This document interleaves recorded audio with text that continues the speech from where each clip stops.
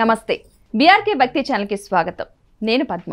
ఈ రోజు మనతో పాటు స్టూడియోలో ఉన్నారు ప్రముఖ ఆధ్యాత్మికవేత్త డాక్టర్ అనంతలక్ష్మి గారు. వారిని అడిగి అసలు ఉగాది విశిష్టత ఏంటి, ఆ రోజున ఎలాంటి నియమాలు పాటించాలి, ఉగాది పచ్చడి వెనుక ఉన్న ఆంతర్యం ఏంటి, అలాంటి విషయాలు తెలుసుకునే ప్రయత్నం చేద్దాం. నమస్తే అమ్మ. నమస్తే తల్లి. ముందుగా మీకు ఉగాది శుభాకాంక్షలు. అమ్మ, మీకు మొత్తం తెలుగు ప్రజలు ఎక్కడున్నారో ప్రపంచవ్యాప్తంగా అందరికీ కూడా నూతన సంవత్సర శుభాకాంక్షలు. ఇది మనకి కొత్త సంవత్సరం ప్రారంభం. అవునమ్మా. అదే అమ్మ, అసలు ఉగాది యొక్క విశిష్టత ఏంటి? కాలం వర్తులాకారంగా నడుస్తుంది. అంటే సోమవారం వెళ్ళాక మంగళ, అలా వచ్చి శనివారం అయ్యాక ఆదివారం తర్వాత ఏమొస్తుంది? మళ్ళీ సోమవారం వస్తుంది. ఏ రోజు నుంచి లెక్క పెడితే మళ్ళీ అక్కడికి వచ్చి ఆగిపోతుందా? అవునమ్మా. అలా వర్తులాకారంగా తిరిగేటటువంటి కాలాన్ని ఒక్కొక్కళ్ళు ఒక్కొక్క చోట లెక్క పెట్టడం మొదలుపెట్టారు. ఉదాహరణకి మనం ఆఫీస్లో ఎక్కడి నుంచి లెక్క పెడతాం? సోమవారం నుంచి లెక్క పెడతాం. ఇంటి దగ్గర ఎక్కడి నుంచి లెక్క పెడతాం? ఆదివారం నుంచి లెక్క పెడతాం. అదే గల్ఫ్ కంట్రీస్లో ఎక్కడి నుంచి మొదలు పెడతారు? శుక్రవారం నుంచి లెక్క పెడతారు. ఆ ముందు రోజుతో అయిపోతుంది. అట్లాగే ప్రపంచవ్యాప్తంగా కాలాన్ని లెక్క పెట్టేటటువంటి వాళ్ళు ఒక్కొక్క రోజుని ప్రధానంగా తీసుకుని అక్కడి నుంచి కాలాన్ని లెక్క కట్టడం మొదలుపెట్టారు. అటువంటిది భారతదేశంలో ఎక్కువగా చాంద్రమానం పాటిస్తూ ఉంటాం.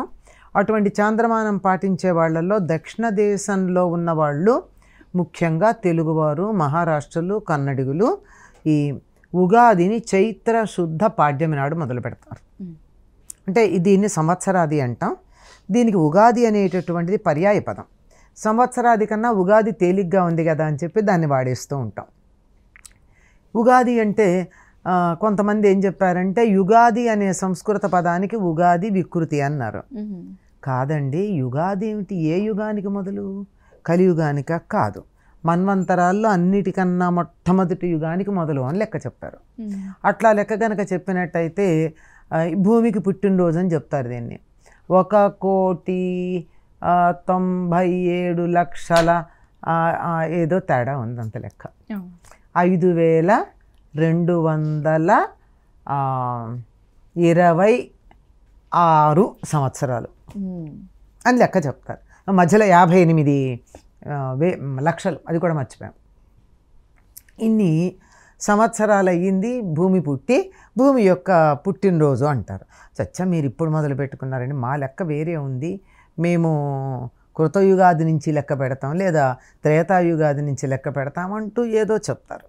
ఏది ఏమైనా ఇది ప్రారంభంగా చెప్పుకున్నా, దీనికి ఉగాది అయిందనే దానికన్నా ఉ అంటే నక్షత్రం, గా అంటే గమనం, ఉగాది నక్షత్ర గమనాన్ని లెక్క కట్టడం మొదలుపెట్టిన రోజున ఉగాది అన్నారు.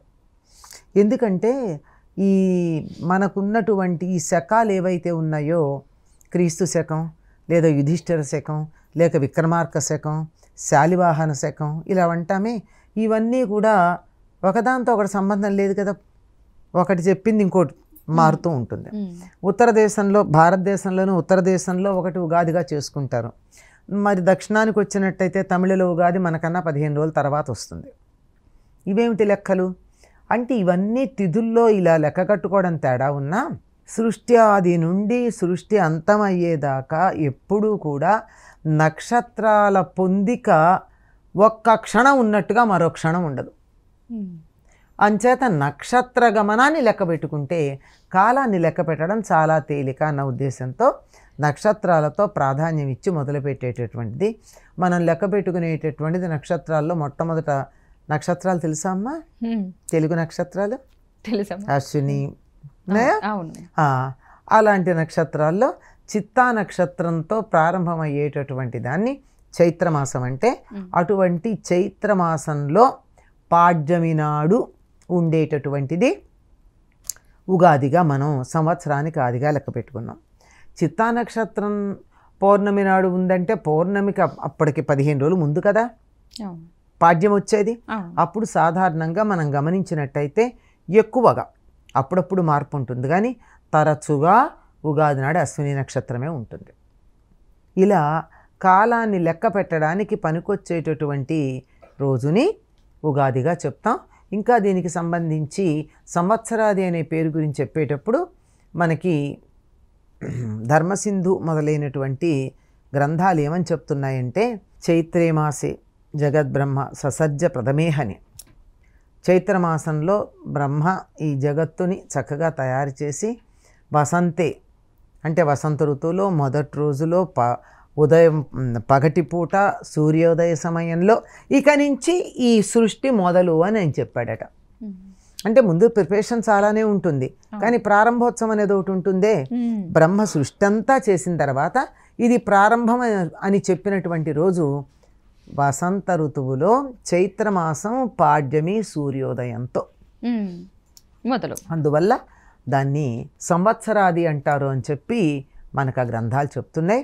కనుక అది సంవత్సరాది. ఓకే అమ్మ, అసలు ఆ ఉగాది రోజున అసలు ఏం చేయాలి, ఎలాంటి నియమాలంటూ ఏమన్నా ఉన్నాయా, పూజా విధానం కావచ్చు, అసలు ఏం చేస్తే మంచి జరుగుతుంది? ఎప్పుడైనా first impression is best impression అంటారు కదమ్మా.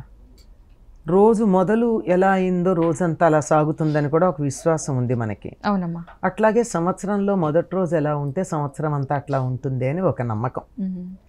నమ్మకం ఏమిటి, చాలామందికి అనుభవం కూడా. అటువంటిది ఆ రోజు ఎలా ఉంటే బాగుంటుంది అంటే మిగిలిన రోజుల్లో విచ్చలవిడిగా ఎట్లా పడితే అట్లా ఉన్నా ఆ రోజన్నా కొన్ని నియమాలు పాటిస్తే సంవత్సరంలో చాలా వరకు బాగుండే అవకాశం ఉంటుంది. అందులో మన వాళ్ళు మనకి కొన్ని ఈ విధంగా ఉంటే బాగుంటాయని నిర్దేశించినవి ఉన్నాయి. అట్లాంటి వాటిల్లో మొట్టమొదటిది సూర్యోదయానికన్నా చాలా ముందుగానే అభ్యంగన స్నానం చేయాలి. చాలామందికి తలంటికి తలస్నానానికి తేడా తెలియదు.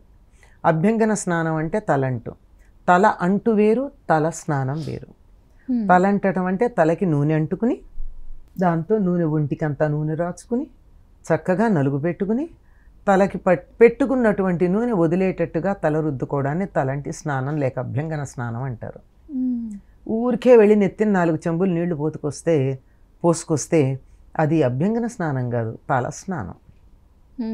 కనుక అభ్యంగన స్నానం చేయాలంటే నూనె రాచుకుని చక్కగా వీలైతే పెద్దవాళ్ళ చేత తలంటించుకుని, ఏమైనా తలంటుతారమ్మ పెద్దలు పూర్వకాలం, అమ్మ కడుపు చల్లగా, అత్త కడుపు చల్లగా, నీ కడుపు చల్లగా, నా కడుపు చల్లగా అంటూ ఇంకా ఏమేం కోరికలు ఉన్నాయో అవన్నీ పెట్టి వాళ్ళ తల మీద అంటి అభ్యంగన స్నానం.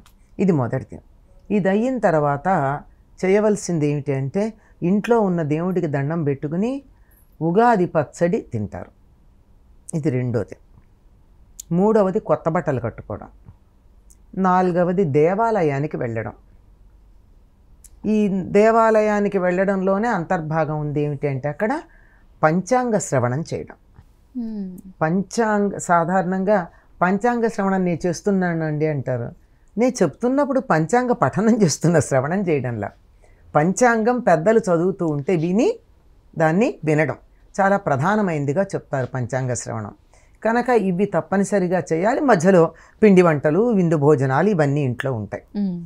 ఇంకొకటి ఉంది, మనం మర్చిపోయింది చాలా కాలంగా. ఒకప్పుడు ధర్మశాస్త్ర గ్రంథాల్లో చెప్పబడింది, మనం చెయ్యట్లా. ఉత్తర దేశంలో చేస్తున్నారు. ఏమిటంటే ధ్వజారోహణం. ధ్వజారోహణం అంటే ఇంటి మీద జెండా ఎగరేయడం. జెండా అంటే జాతీయ జెండా ఎగరేయాలని ఏం లేదు, మనకి నచ్చినటువంటి దేవతారూపం ఉన్న జెండా. సాధారణంగా అందరూ కూడా హనుమంతుడు ఉన్నటువంటి కాషాయ రంగు జెండా వేస్తారు.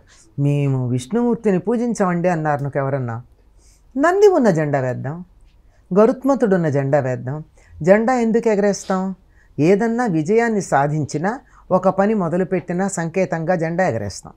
కనుక క్రితం సంవత్సరం అంతా నేను చాలా విజయవంతంగా కాలాన్ని గడిపాను, అర్థవంతంగా గడిపాను, ప్రతి నిమిషం నేను ఉపయోగపడేటట్టుగా గడిపాను అని నా విజయాన్ని సంకేతిస్తూ ఇంటి మీద జెండా వేసి ఎగరేసి ఇవాల్టి నుంచి కొత్త ఉద్యమం మొదలు పెడుతున్నాను అని జెండాను ఆవిష్కరణ చేసుకుంటాం.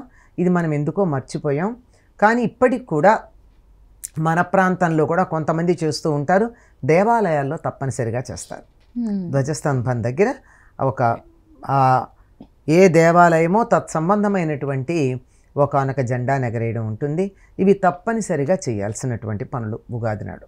చాలా గొప్పగా వివరించారు. ఈ జెండా గురించి నిజంగా చాలా మందికి తెలియదమ్మా. తెలిసినా ఆచరించేవాళ్ళు తక్కువ. అసలు తలంటి పోసుకోవడం అంటే పొద్దున 11ంటికి చేసేవాళ్ళు చాలామంది, ఎంతమంది లేరు. అవునమ్మా. ఉగాది అంటే సెలవు అనుకునే వాళ్ళే ఎక్కువ మంది కదా. అవును అవును, చాలా మంచి వివరణ ఇచ్చారు. ఆ ఉగాది రోజున ఎస్పెషల్గా ఉగాది అంటే గుర్తొచ్చేది అందరికీ ఉగాది పచ్చడి. అవును, దాని గురించి తెలియకపోయినా ఉగాది పచ్చడి అన్న విషయం మాత్రం తెలుసు. దాని వెనక చాలా ఆంతర్యం ఉంటుంది. ఉందమ్మా. ఎందుకంటే షడ్రుచులు అని అన్నారు. ఎందుకు అసలు ఆ షడ్రుచుల పేరు ఎందుకు వచ్చింది, ఆ విశిష్టత ఏంటి? మనకి శాస్త్ర గ్రంథాలు ఏం చెప్పారంటే నింబ పల్లవ భక్షణం అన్నారు ఆ రోజు చేయాల్సిందే. నింబ పల్లవం అంటే వేప చిగుళ్ళు. వేప చిగుళ్ళు తినాలి ఆ రోజు. కానీ మనం వేప చిగుళ్ళు తినలేం గనక వేప పువ్వు వేసుకుంటాం. ఈ వేప పువ్వు వగరుకి సంకేతం అంతే, అదేమీ చేదు ఉండదు. వేప పువ్వులో చేదు ఉండదు. 6 రుచులు కలిపినటువంటిది ఈనాడు మొదటిసారి ప్రాసన చేస్తారు. ప్రాసన అంటే తినడం. ఎందుకంటే ఉగాది మనకి సంవత్సరం ప్రారంభంగా అనుకుంటున్నాం గనక అన్నీ ఈరోజే మొదలు పెడతాం. కొత్త బెల్లం ఈరోజే వాడతారు. కొత్త చింతపండు ఇవాళ్లే మొదలు పెడతారు, ఇప్పటిదాకా వాడరు. కొత్త చింతపండు, కొత్త బెల్లం. ఇప్పటిదాకా మామిడి కూడా తినరు చాలామంది. క్రితం సంవత్సరం పెట్టుకున్న ఆవకాయ, మాగాయ లాంటివి తింటారే కానీ కొత్తగా మామిడి పిందెలు తినడం కానీ, ఒకవేళ ఉగాది ఆలస్యంగా వచ్చి పళ్ళు ముందు వస్తాయి, మామిడి పండు తినడం కానీ చేయరు. కనీసం పప్పులో కూడా మామిడికాయ వేసుకోరు చాలామంది.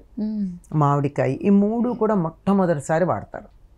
ఇవి వాడుతూ మిగిలినటువంటి రుచులు కూడా దానికి కలుపుతారు. ఏమిటది? లవణం. సాధారణంగా సైంధవ లవణం వాడాలి, కానీ మనం మామూలు ఉప్పు వేస్తున్నాం. ఐడైజర్ సాల్ట్ కాకుండా కనీసం సముద్రపు ఉప్పు వేసుకున్నా నయమే. ఐడైజర్ సాల్ట్ అవునో కాదో తెలియడానికి ఒక చిన్న బెంచ్ మార్క్ ఉంది, లిట్మస్ టెస్ట్ అంటారు. ఆ ఉప్పు మీద ఒక్క నిమ్మరసం, ఒక్క చుక్క పిండండి, నీలంగా అయిందా ఐడైజ్డ్ ఉప్పు, లేవకపోతే మంచి ఉప్పు. అంత తేలిగ్గా తెలుసుకోవచ్చు. కనుక సైంధవ లవణం లేదంటే మామూలు ఉప్పు. ఉప్పు, కారం. కారం ఏం వాడాలి?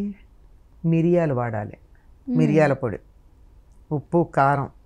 పులుపు, చింతపండు. తీపి, బెల్లం. వగరు, వేపపు, మామిడి పిందెలు. ఓకే. ఆ తర్వాత చేదుకు సంకేతంగా నిజానికి మామిడి చిగుళ్ళు, వేప చిగుళ్ళు వాడాలి, వేప పువ్వు వాడతాం. మామిడి పిందెలు వగరేమిటి అంటే చెక్కుతో వాడాలి, అప్పటికి పిందెలే ఉంటాయి. మామిడి తింటే పులుపు ఉంది కదా, ఆ పులుపు వల్ల ఏ అనారోగ్యం కలుగుతుందో దానికి విరుగుడు మామిడి తొక్కులో ఉంది, చెక్కులో. అందుకే ఆవకాయ హాని చెయ్యదు అంటారు, తొక్కుతో పెడతాం కనుక, పైన చెక్కు ఉంటుంది. దేనికైనా సరే దాని విరుగుడు దాని పక్కనే ఉంటుందమ్మా సృష్టిలో. మామిడికాయకుండే విరుగుడు, పచ్చి మామిడికాయకుండే విరుగుడు మామిడికాయ యొక్క చెక్కులో ఉంది. అందుకని ఆ తొక్కుతో ఉన్నటువంటి మామిడికాయ ముక్కలే వేసుకుంటే వగరు. ఇప్పుడు అన్ని రకాల రుచులు సరిపోయినాయి కదా. ఈ 6 రకాల రుచులు అప్పుడు మొదటిసారి వాడుతున్నామన్న దాంతో పాటుగా జీవితం కూడా షడ్రుచులతో ఉంటుంది. అన్నింటిని ఆనందించండి అని చెప్పడానికి సంకేతం. ఏమండి, చేదును కూడా ఆనందిస్తామా, కారాన్ని కూడా ఆనందిస్తామా? ఎందుకు ఆనందించమండి? పచ్చిమిరపకాయ బజ్జీ తింటల్లా, ఆవకాయ తింటల్లా, కారం తింటున్నాం. చేదు తాగట్లా, కోకోకోలాలు అవన్నీ తాగితే చేదు కాదవి, అవన్నీ తాగి ఆనందిస్తున్నామా? షుగర్లెస్ కాఫీ తాగితే చేదేనా? ఇవన్నీ ఆనందిస్తున్నామా? చేదు రుచిగా, చేదును ఆనందించమని చెప్పేవాళ్ళు ఎవరండి? చేదుని బాగా ఆనందిస్తాం. కాకరకాయ తినమంటే కష్టం, కానీ చేదు చాలా వాడతాం, చేదులు బాగా తింటాం. ఇలా అన్ని రకాల రుచుల్ని ఆనందించటం అన్నది జీవితంలో అలవాటు కావాలి. ఎందుకంటే చేదు, వగరు శరీరానికి ఎంతో మంచివి. అవి పడిన కొద్దీ మన ఆరోగ్యం బాగుంటుంది. ఇవన్నీ మనకు అలవాటు చేయడానికి ఒట్టి చేదు పిల్లలు తినలేరు గనక దాంట్లో మిగిలినటువంటివి కూడా వేస్తారు. ఇంకా వీటితో పాటుగా ఈ 6 రుచులు ప్రధానంగా ఉన్న కొంచెం ఆవు నెయ్యి వేసి దాన్ని కలిపి, ఆవు నెయ్యి అమృతంతో సమానం కనుక అందులో పాతదైతే అది కూడా వేసి కలిపి ప్రధానంగా ఆ రోజు మొట్టమొదట తినేది అది. ఇంకేమీ కాకుండా ముందుగా అది నోట్లో వేసుకున్నాక ఇంకోటి తింటారు. అది కూడా దేవుడికి నివేదన చేసిన తర్వాత. నింబ పల్లవ భక్షణం అనే పదం చెప్పాను కదమ్మా. అవునమ్మా. వేప చిగుళ్ళు తినాలి. ఉగాది నుంచి 15 రోజుల పాటు ఎర్రగా ఉండే వేప చిగుళ్ళు గనక పరగడుపున తిన్నట్టయితే సంవత్సరం మొత్తం మీద జ్వరం రాదని చెప్తారు, జలుబు దగ్గు రావటం. ప్రకృతికి దగ్గరగా ఉండే రోజుల్లో చేసినటువంటి పనులు. చిగుళ్ళు ఎర్రగానే ఉంటాయి, నిజం చెప్పాలంటే చేదుగా కూడా ఉండవు. ఇప్పుడు ప్రయత్నం చేసి చూడండి, చేదు ఉండవు, కొద్ది వగర అనిపిస్తాయి, కొంచెం వెగట అనిపిస్తాయి అంతే తప్ప చేదుగా ఏముండవు, హాయిగా ఉంటాయి. 15 రోజుల పాటు ఉగాది నుంచి ఆ వేప చిగుళ్ళు కనుక తిన్నట్టయితే ఎటువంటి అనారోగ్యం, అంటే మనకి కాలానుగుణంగా వచ్చే తరుణ వ్యాధులు అంటారు వీటిని, అంటే సీజనల్ వ్యాధులు, హెల్త్ ప్రాబ్లమ్స్ అవి రావు. జ్వరము, జలుబు, దగ్గు. అందుకని అది తినలేక ఒక్క రోజుకి ఇంతో అంతో